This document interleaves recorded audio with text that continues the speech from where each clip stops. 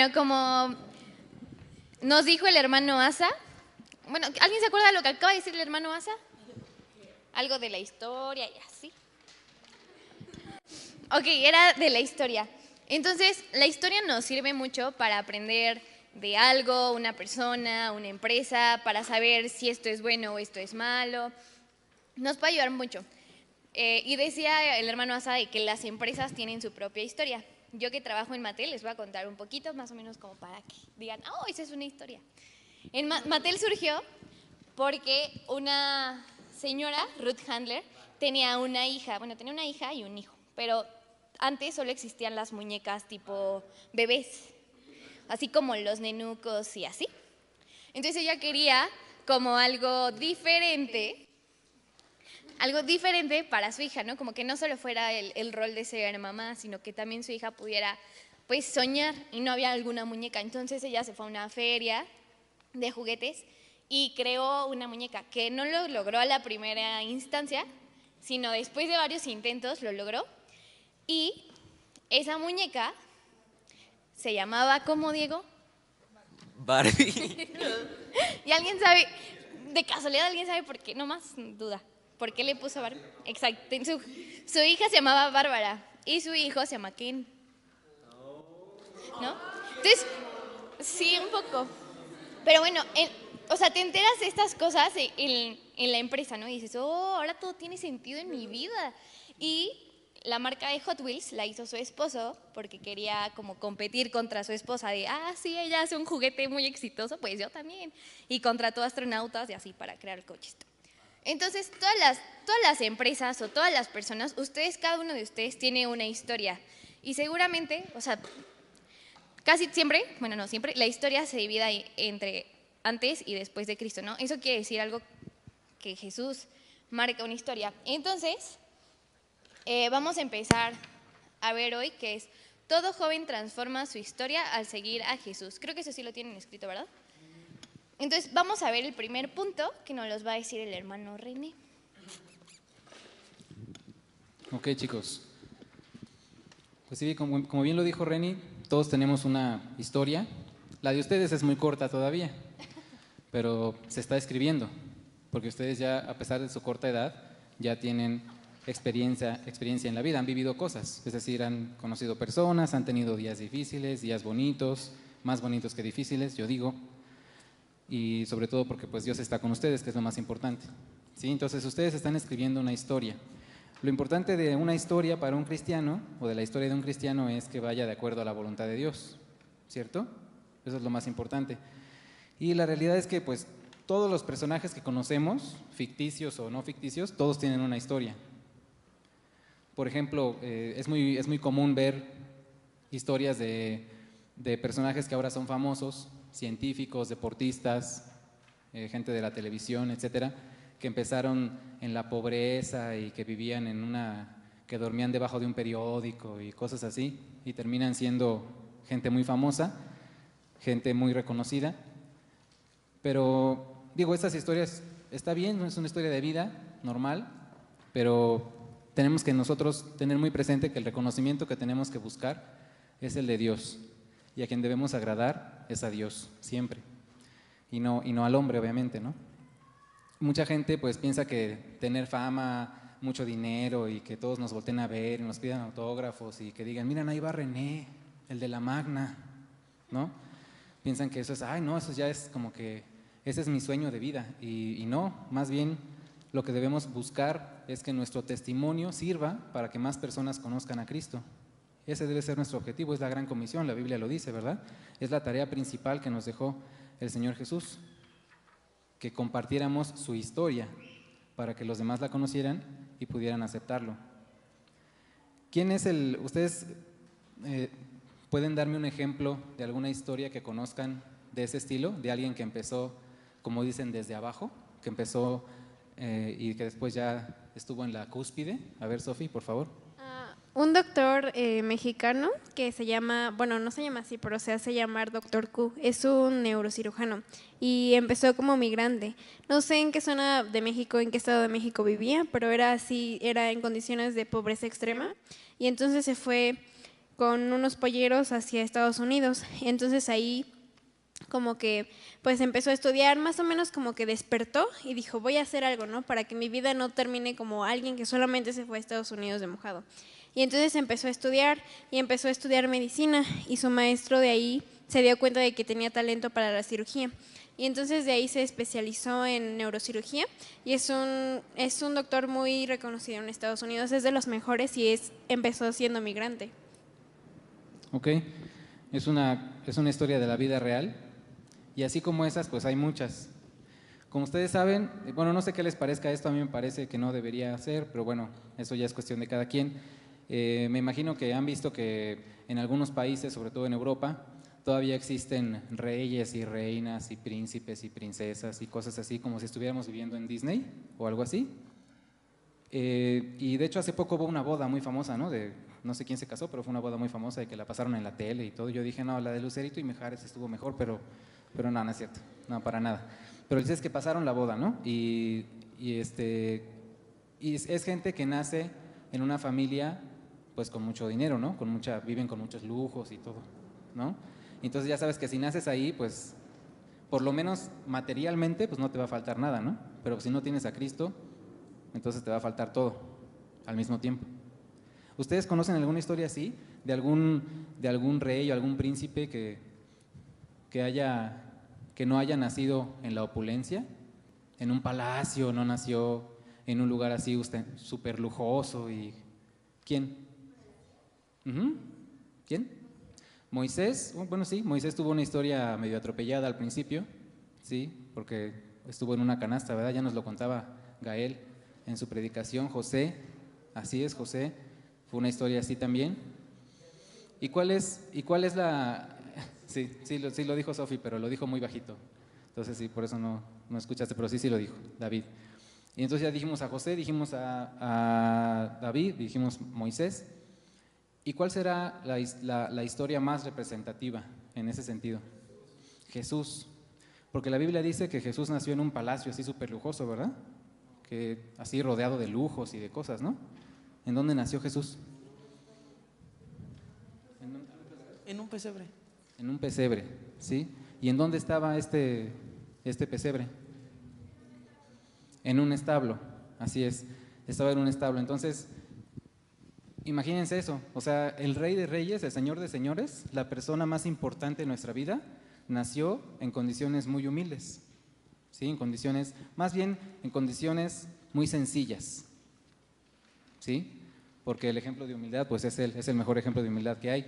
Entonces él nació en una situación así y a lo mejor nosotros en nuestra humanidad a veces no estamos orgullosos de lo que hacemos o de nuestro contexto o de dónde venimos.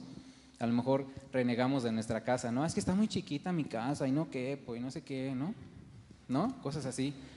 A veces pasa así.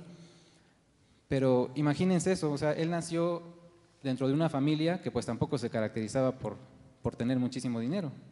Fueron dos personas obedientes a Dios, José y María, que simplemente obedecieron el llamado de Dios y tuvieron a Jesús desde bebé y lo cuidaron obviamente y lo criaron como su hijo antes de que empezara su ministerio.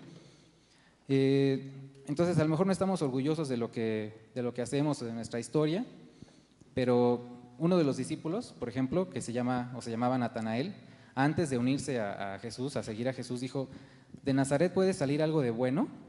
Esto está en Juan 1:46. No sé si recuerdan esa línea, cuando dice, ¿de Nazaret puede salir algo de bueno? Cuando él se entera precisamente de Jesús de Nazaret. De esa pequeña ciudad que no tiene mucha relevancia o no tenía mucha relevancia hasta ese entonces, pues nada podría tener de espectacular o de atractivo, ¿no? Aparentemente. Era una aldea más de muchas que había en ese entonces. Jesús tenía un origen en una ciudad que digamos que no estaba en el mapa, por decirlo así, no era importante. Y siendo un rey, como bien lo dijeron, nació en un establo. Él nació en un establo. Entonces, ¿quiénes traen Biblia? ¿Todos traen Biblia? ¿Sí? A ver, una esgrima rápida. Presenten armas. Presenten armas.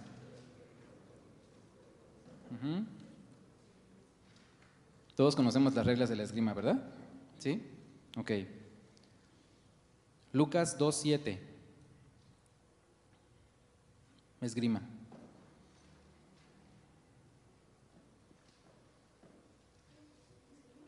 ¿Empiezas a leer luego?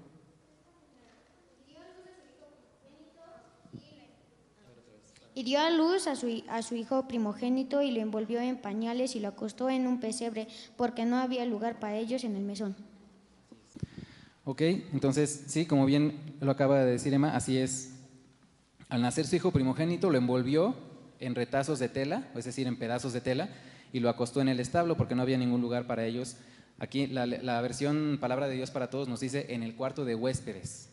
La Reina Valera 60 nos dice en el mesón. El mesón, ¿qué es un mesón? ¿Una mesa grandotota? ¿No? ¿Qué es? ¿Qué es un mesón? ¿Quién sabe qué es un mesón? ¿O qué se imaginan que es un mesón? ¿Como una qué? Una cuna, no precisamente. ¿En dónde? ¿Cómo era el lugar en donde María y José querían entrar? Como un hotel, exactamente, como una especie de hotel, como una especie de posada, precisamente, como una posada, ¿sí? Así se les llama. Las posadas existen todavía, muchos países tienen posadas de edificio me refiero. Bueno, y las otras también, pero eso no nos interesa a nosotros. Entonces sí, precisamente es como una especie de hotel, era un lugar en el que ellos pidieron alojamiento y no se los dieron. Pero esto lo que nos enseña, además de que pues, es una lección de humildad del propio Jesús, nos dice que no necesitamos nacer en una familia muy poderosa económicamente para poder ser felices. Eso no es necesario. Digo, si lo tienes, qué padre, es una bendición de Dios, pero no es una necesidad. No es algo que tú necesites para ser feliz. Lo único que necesitamos para ser felices es a Dios. Ya me voy. No, a Dios, o sea, a Dios, ¿sí? Necesitamos a Dios, al Señor Jesús, por supuesto, ¿no? Él es, como dice su palabra, el camino, la verdad y la vida. Entonces, no tiene nada de que ver la situación económica o la escuela en la que estudies, o si la escuela en la que vas es pública o es privada, o la empresa en la que trabajas, etcétera. Bueno, para ustedes no, todavía no, pero algún día lo harán, trabajarán en alguna empresa, o serán sus propios jefes, no lo sé. Y tampoco tiene que ver la imagen que tengan, porque también el mundo nos vende esa idea, nos vende un concepto de belleza puesto por ellos, autoritariamente, ¿no? Pero la belleza que debe importarnos es la belleza espiritual, la belleza que Jesús nos dice que tenemos que proyectar, y es una belleza que todos, absolutamente todos, podemos proyectar si somos hijos de Dios. Entonces, no se busca la felicidad ni en la imagen, ni en lo que tenemos en el bolsillo, ni en la casa que tenemos, si es grande, pequeña, mediana o como sea, o si tiene 1, 2, 3, 4, 5 recámaras, lo que sea. Es el lugar que Dios nos dio para vivir y tenemos que estar agradecidos por eso. Si más adelante se presenta la oportunidad de que tengas una casa más grande, pues amén, Dios te bendecirá con eso. Pero si no, es importante que hoy le des gracias a Dios por lo que tienes hoy. Hay una frase muy famosa que se me quedó muy grabada que dice que si no eres feliz con lo que tienes hoy, tampoco vas a ser feliz con lo que tengas mañana. Entonces pensemos en eso también. Agradezcámosle a Dios por lo que tenemos hoy. Eso no quiere decir que no busquemos cosas mejores. Por supuesto que sí, se vale tener esas ganas de mejorar en la escuela, de sacar mejores calificaciones, por supuesto. A lo mejor ya siendo más grandes, ¿sabes qué? Yo quiero a lo mejor comprarme algo, pues voy a trabajar, voy a ahorrar dinero para comprarme eso que quiero. Está bien buscar superarse, por supuesto. Dios quiere que tengamos esa actitud, pero que todo lo pongamos en sus manos y todo lo pongamos en oración para que Él nos diga por dónde. Mi origen no importa, Dios me transforma. Mi origen no importa, Dios me transforma. ¿Qué quiere decir esto? Que Dios nos ofrece la salvación a todos, sin hacer acepción de personas, ¿sí? La opinión que más importa es la de Dios, eso tómenlo muy en cuenta. La opinión que más importa para todos nosotros es la de Dios. Presenten armas. Marcos 1, 9 y 10. Marcos 1, 9 y 10. Esgrima.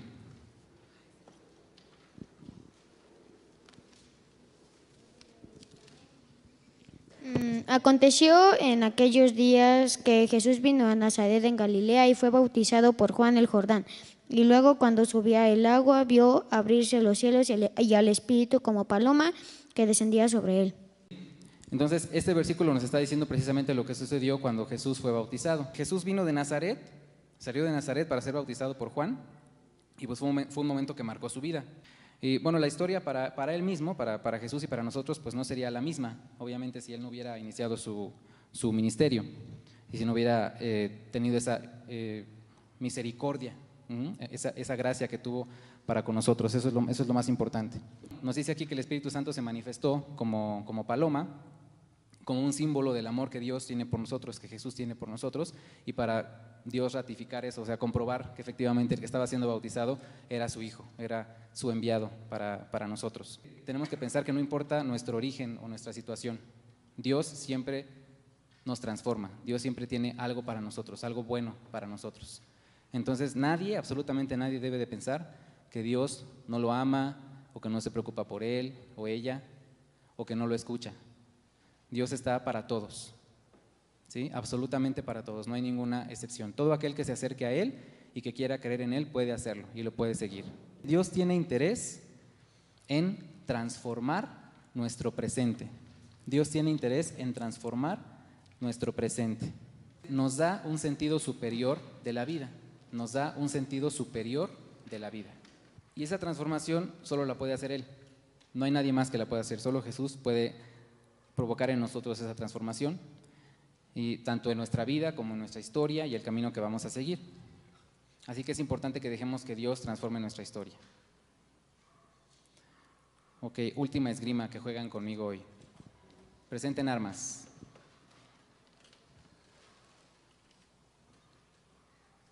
Efesios 1:11.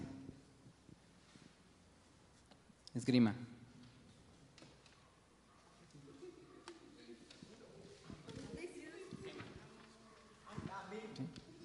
Ahora sí. No, Emma es el campeón de la esgrima. En el asimismo, tuvimos herencia, habiendo sido predestinados conforme al propósito del que hace todas las cosas, según el destino de su voluntad. Amén. Así es. Efesios 1:11. ¿Sí? ¿Qué quiere decir esto? Dice que Dios nos eligió por medio de Cristo para ser su pueblo. ¿Sí? En la Biblia se menciona muchas veces la frase pueblo elegido por Dios, tal como ya lo tenía planeado, pues Él actúa de manera que todo lo que suceda salga de acuerdo con su voluntad. ¿Sí? Pero los que decidimos si lo seguimos o no, somos nosotros. Él no nos obliga a nada. ¿Sí? Entonces, la exhortación para ustedes o la recomendación es que entreguen su vida, que la consagren a Dios, que estén en comunión con Él constantemente y de forma voluntaria, obviamente. ¿Sí? No es ninguna obligación, tiene que ser algo que ustedes hagan por voluntad, y no tengamos frustración, ni apatía, ni desánimo, porque Dios siempre está con nosotros y nos escucha. Amén. ¿Ok? En Jesús no hay vida sin objetivo. No hay vida sin objetivo. No hay vida sin alegría. No hay vida sin amor. Entonces, en su hojita dice, puedo afrontar y en la rayita ponen tentación. Fíjense que ahorita el jueguito que nos puso a jugar Reni me gustó mucho para esta parte. Entonces, por ejemplo, ustedes van por la vida, perdón, es que el micrófono se me olvida. Ustedes van como por la vida caminando hacia un lado, o así en el circulito, ¿no? Y de repente llega un momento en el que conocen a Jesús.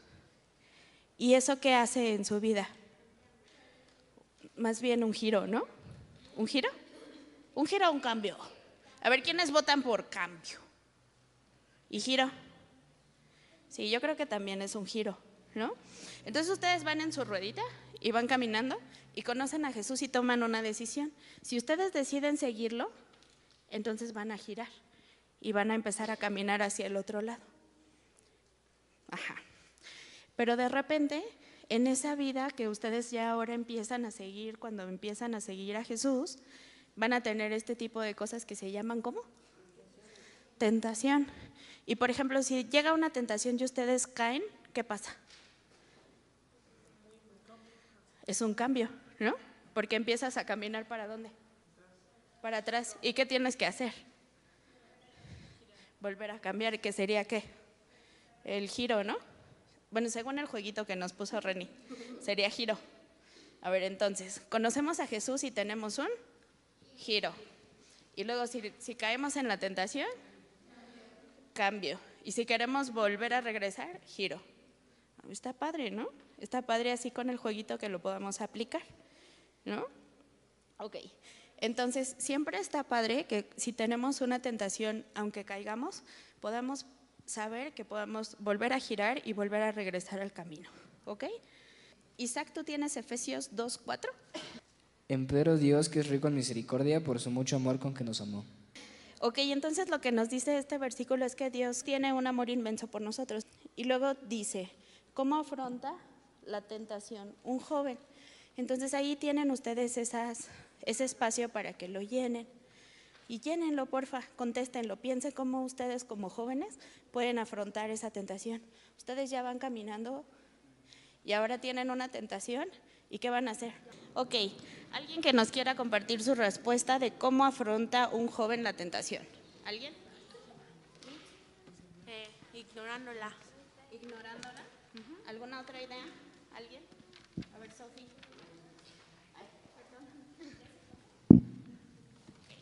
Bueno, hace un tiempo yo escuché que había un movimiento en Estados Unidos que se llama ¿Qué haría Jesús? Entonces a mí eso como que me impactó mucho y me sirvió mucho, porque cuando estoy en una tentación me acuerdo de eso y digo, ¿qué haría Jesús aquí? Entonces es como, Jesús no haría esto, Jesús no sería por este lado. Entonces digo, bueno, entonces tengo que imitar, ¿no? Porque es nuestro modelo a imitar. Entonces así me es más fácil como reconocer qué es lo que está bien y qué es lo que está mal. Ok, y ahora quiero que me digas, ustedes como jóvenes, ¿a qué tentaciones se enfrentan todos los días? ¿Alguien? No tienen tentaciones. O sea, van caminando derechitos, sin pie. ¿Eh? ¿Robar? ¿Alguien más? Hacer trampa en un examen, mentir, que te inviten a fiestas. Que te inviten a fiestas. Lo malo es lo que se hace en la fiesta. Esas son como las tentaciones obvias, ¿no? Entonces, acá también dice en su rayita, ¿a qué les llamarías tentaciones no obvias? ¿Cuáles podrían ser las que no son muy obvias? Ok, a ver, Sofi. Yo pienso que serían las que el mundo las considera como que están bien, la que la sociedad te dice, no, están bien, no pasa nada. Entonces esas son como todo el mundo la hace pensando que está bien, pues igual y te puedes seguir como, pues si todo el mundo la hace, pues igual le voy a hacer yo. Que era un poco lo que nos decía también René, ¿no? En la parte esta de, bueno, ¿qué es lo que considera el mundo? Que es que a uno le vaya bien o que tenga éxito o cosas así, ¿no? Entonces las tentaciones no obvias también las pueden poner ahí en su hojita, en su rayita, lo que ustedes consideren que puede ser no obvio, pero que también los puede llevar a tener ese cambio, ¿no? Y empezar a caminar para atrás, ¿no? A ver, Dani, por ejemplo, una tentación que te lleva a pecar, ¿no? Tú puedes pecar y el pecado es hacer algo que va en contra de lo que Dios quiere para ti, ¿no? O de tu propósito de vida o de lo que tú estás diseñado para hacer. Algo que te va a causar un daño o va a tener una consecuencia o así. ¿Cómo qué puede ser? ¿Como robar? ¿Como las que dijeron primero? ¿Sí? Si por ejemplo tu mamá te está diciendo, a ver, necesitas levantar tu cuarto. No obedecer es una tentación y eso te lleva a consecuencias, ¿ok? Entonces, esas son como las obvias, ¿no? Pero, por ejemplo, algo que no fuera tan obvio, algo que es como lo que decía Sofi. ¿Cuál podría ser un ejemplo, Sofi, de eso? Como... En estos tiempos está saliendo como, bueno, no sé si parece una moda, pero no estoy muy segura de que sea una moda. Eso de ser gay o ser lesbiana, ser bisexual. Entonces, ahora está como saliendo de moda casi de moda que, ay, yo soy esto, yo soy bisexual y tienes que respetarme. Entonces son como cosas que ahora la sociedad está aceptando como buenas, aunque la Biblia claramente dice que no tienes que hacerlo. Entonces creo que esas son de las tentaciones no obvias, porque el mundo te dice, está bien, tú puedes ser lesbiana, puedes ser gay, puedes ser bisexual, cuando en realidad lo que no, exactamente eso es lo que no tienes que hacer. Exactamente, porque hay cosas que el mundo luego dice que son buenas, pero en realidad no lo son. Como decía René al principio, ¿no? O sea, la opinión que más importa es la de Dios. Porque si tú en algún momento llegan y, por ejemplo, en la escuela dejan de hablarte por algo que tú defendiste, ¿no? O sea, por ejemplo, empiezan a contar un chiste donde se burlan de Jesús, por ejemplo. Y entonces tú les dices, oye, no quiero participar en esto, o no hagas eso, por favor, o lo que sea, ¿no? Y entonces todos te van a empezar y te van a decir, ay, sí, claro, perdóname, no lo vuelvo a hacer. ¿Así te dicen? No, ¿cómo te dicen? Oh, yo sé. Exacto, eres un exagerado. Bueno, sí, pero esas no las vamos a repetir. Pero así te dicen, ¿no? O sea, no te dicen, ah, sí, claro, yo voy a respetar tu religión y voy a respetar tu fe. No te dicen eso, ¿verdad? Y entonces a lo mejor tú vas a decir, ay, pero entonces, ¿qué voy a hacer? Entonces les voy a seguir la corriente para que no me digan eso. No. Una vez que ya vamos en este camino, podemos escuchar también, si nosotros ya hemos decidido seguir a Jesús y vamos caminando, también escuchamos al Espíritu Santo, y si nos dejamos guiar por Él, vamos a poder seguir caminando sin tener estos cambios o giros, ¿ok? Entonces, ¿quién tiene Efesios 3:17? Para que habite Cristo por la fe en vuestros corazones, a fin de que arraigados y cimentados en amor, seáis plenamente capaces de comprender con todos los santos cuál sea la anchura, la longitud, la profundidad y la altura. Muy bien. Entonces, ¿cómo vamos a poder vencer esa tentación? Entonces, ahí todos estamos de acuerdo, ¿no? Si Jesús habita en nuestros corazones, pues va a ser más fácil poder afrontar, y no solo afrontarla, sino vencerla. Y entonces no vamos a tener ese cambio de ir caminando hacia atrás, ¿ok? Una cosa que es bien importante que nosotros entendamos, y que por lo menos en mi caso a mí me ayudó, es que si, por ejemplo, yo enfrento una tentación y cometo un pecado, generalmente va a tener ciertas consecuencias. Bueno, siempre hay consecuencias. Y cuando Dios nos pide que no hagamos algo, es porque Él nos está cuidando, ¿sí? Si, por ejemplo, Él nos dice que no tengamos un novio que no es cristiano, y nosotros vamos y tenemos un novio que no es cristiano, es muy probable que lastime nuestro corazoncito. Y cuando eso pase, pues vamos a estar muy tristes y vamos a tener consecuencias que vamos a enfrentar. O sea, la cosa también es que pues tú pongas en oración a esa persona y que tú seas, bueno, que la voluntad de Dios se cumpla en tu vida y puedas tener una novia bien chida, así como tú vas a ser un novio bien chido, ¿no? Lucas 8:13, ¿quién lo tiene? Los de sobre la piedra son los que habiendo oído reciben la palabra con gozo, pero estos no tienen raíces, creen por algún tiempo y en el tiempo de la prueba se apartan. Ustedes también, yo creo que muchos de ustedes se saben la historia de cuando Jesús fue tentado. Lucas 4, del 1 al 13, dice así: Jesús, lleno del Espíritu Santo, volvió del Jordán y fue llevado por el Espíritu al desierto por 40 días y era tentado por el diablo. Y no comió nada en aquellos días pasados los cuales tuvo hambre. Entonces el diablo le dijo: si eres hijo de Dios, di a esta piedra que se convierta en pan.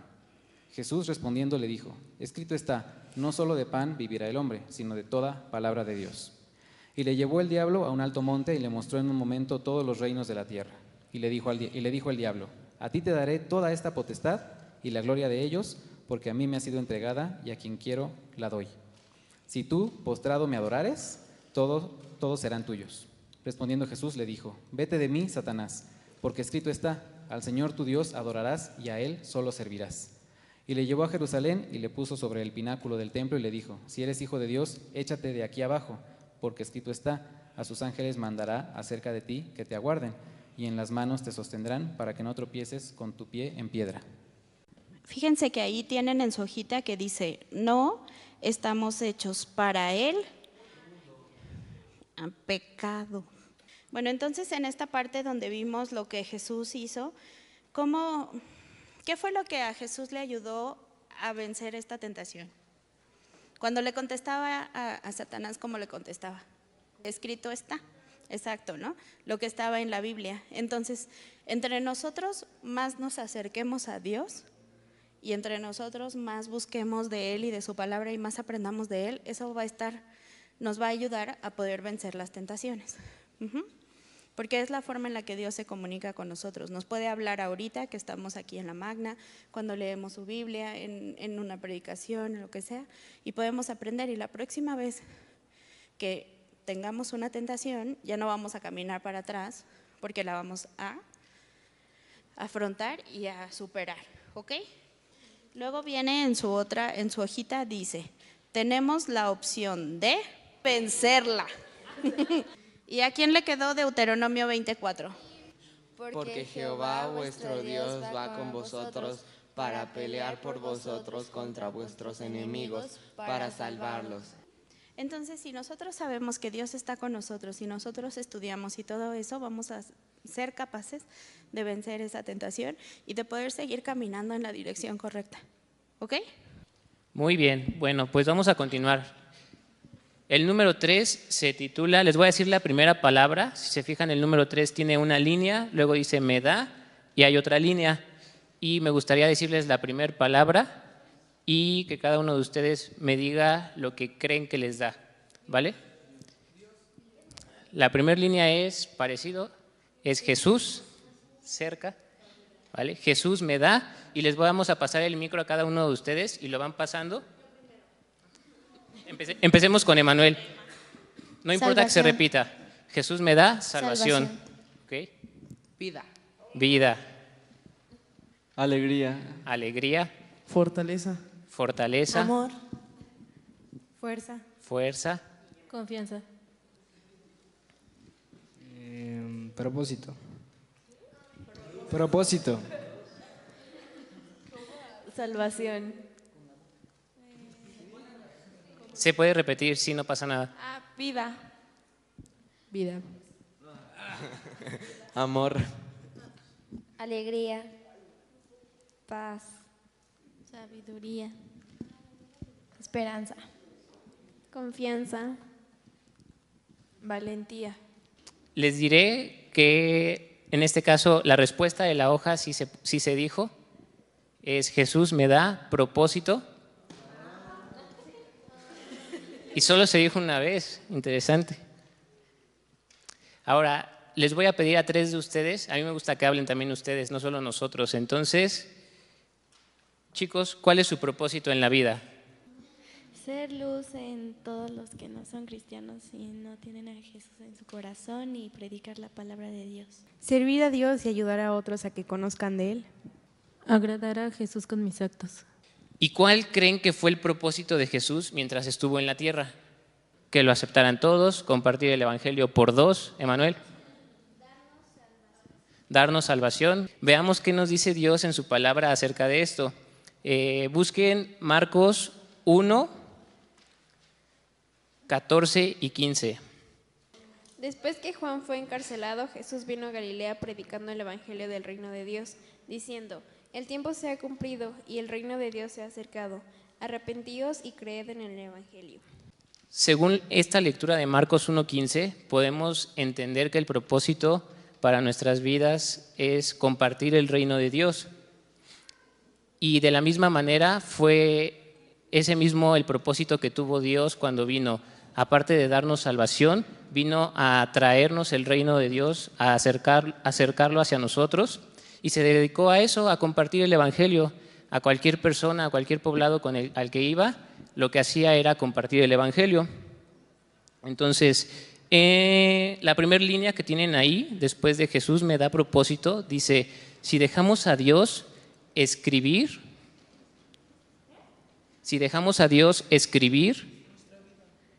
nuestra historia, Él comienza a usarla. ¿Se acuerdan cómo se tituló la lección del día de hoy? La historia que transforma. Entonces, la palabra clave de esta lección es transformación. Y a lo que voy es simple. Si dejamos a Dios escribir nuestra historia, Él comienza a usarla. ¿Pero qué es esto? Esto se refiere a transformación. Si nosotros le damos a Dios nuestra vida, le entregamos nuestra vida para que comience a escribir, pues, nuestra vida, nuestra historia, va a ser, como decía Dianita, va a ser un giro y vamos a comenzar algo diferente, algo transformado, algo nuevo, un cambio, así es. La siguiente línea es: una vida entregada a Dios no vuelve a ser la misma. ¿Y por qué nuestra vida comienza a ser transformada? ¿Se acuerdan cuál era el propósito que mencionaron algunos chicos? Compartir el reino, acerca de nuestro propósito de la vida, ¿no? Entonces, si nuestro propósito en la vida es compartir el reino de Dios, tu vida tiene un propósito: estar al servicio de Dios. Cuando Él vive en tu corazón, eso te hace especial, te hace único y te hace diferente. Es una responsabilidad que todos tenemos, que todos adquirimos cuando Dios entra a vivir en nuestro corazón. Hay dos preguntas más adelante que me gustaría que revisáramos. La primera es: ¿cómo las personas con las que nos rodeamos pueden ver en tu personalidad la imagen de Dios? ¿Con nuestros actos? Con nuestros actos. ¿Podrías decirnos un acto que digas, se nota que tiene a Dios? Pues siendo generoso con las personas y agradecido. Generoso y agradecido, bien. ¿Alguien más? ¿Vale? Siendo bueno. No sé si es lo mismo, pero es conforme a nuestro comportamiento. Por ejemplo, si te dicen, vamos a fumar, y tú dices, no, eso está mal, pues más o menos así. Esa es una diferencia, sí, definitivamente. Esa es una diferencia en tu personalidad, porque tienes la convicción de no, yo no voy a fumar. Siendo bueno también es otra buena forma de demostrar la imagen de Dios. Desde las cosas más simples que hemos platicado, desde estar en una reunión con nuestros amigos de la escuela o de la calle y no decir groserías, eso es una diferencia en su personalidad. Tener actos bondadosos, preocuparse a lo mejor por el chico que todo el mundo molesta en la escuela, no ser parte de esa bolita de chicos que son los que molestan, sino apoyarlo, ser diferente. Ahí es donde se puede ver. La forma de vernos comunica nuestro interés por la sensualidad, o sea, cómo nos vemos nosotros nos preocupa vernos, no sé, sexys, atractivos. Esa es la idea, creo que es la idea. Entonces, esa es nuestra preocupación, el cómo nos vestimos. Por ejemplo, no sé, Diego, ¿por qué te pusiste un chaleco morado el día de hoy? Porque hacía frío. Está bien, entonces, por ahí va la pregunta, ¿no? Entonces, es vernos. La forma de vernos comunica nuestro interés por la sensualidad. La vagancia, ¿qué es la vagancia? Pues sí, viene exactamente de eso, ¿no? Vernos fachosos, vernos desaliñados, no sé si tal vez eso se entiende todavía menos, pero bueno, vernos fachosos, vernos fodongos o pues poco desarreglados, que no nos preocupamos por nuestra apariencia. Eso es lo que queremos reflejar a los demás. Yo a ustedes los veo, pues la verdad es que bien arreglados, no veo a ninguno fachoso, no creo que ese sea su interés. Y la otra opción es, la forma de vernos comunica nuestro interés por el reino de Dios. ¿Cómo sería esto? ¿Cómo creen que su forma de verse podría comunicar el reino de Dios? Siendo buena persona es un buen punto para comenzar y pues realmente es tratar de vestirnos, de actuar decorosamente, no buscar, pues no necesariamente formal, pero preocuparnos también por nuestro aspecto es importante, ¿no? Eso es importante, realmente. No tatuarse también podría ser una buena opción para mostrar el reino de Dios. Un cuerpo limpio, cuidado, lo que decía Vale, por ejemplo, el hecho de no fumar o de no tomar, pues refleja un cuerpo puro, un cuerpo santo, apartado para Dios. Entonces, básicamente, pues es eso. La pregunta es, ¿cuál fue la pregunta que habías dicho tú, Mitch, que hemos estado viendo? ¿Quién es Jesús? ¿Quién es Jesús? Exacto, entonces tenemos que saber contestar esa pregunta, ¿quién es Jesús? Y lo dijeron hace ratito, ¿no? Entonces, Jesús es alguien que cambió la historia, tanto que hasta en la historia decimos antes o después de Cristo, ¿no? Pero no solo en algo histórico, sino quién es Jesús, alguien que cambió mi vida y que Él dio su vida, que a pesar de que nosotros seamos imperfectos, tengamos tentaciones y caigamos, nos vistamos sexys como hizo Dani o lo que sea, Dios dio su vida por nosotros y eso es lo que importa y lo que debemos de recordar de todo lo que vimos hoy. Entonces, todo joven transforma su historia al seguir a Jesús. Jesús seguramente impactó la vida de muchos de ustedes. Muchos de ustedes ya crecieron en un hogar que era cristiano, pero tal vez hay otros aquí que no y que han estado teniendo batallas y que Jesús ha estado con ustedes. Entonces pongan en su hojita, ¿quieres? ¿Qué creen que sea? Empieza con ese. ¿Quieres? Con ese. ¿Quieres seguir? Y una palabra que estuvieron diciendo mucho y que la utilizamos en el juego. Y cambiar. ¿También tu vida? Entonces, ¿ustedes qué contestan? ¿Sí o no? ¿Solo hay sí o no? Sí, con corazoncito. Vale, muy bien. Pues ya está. Listo, chicos.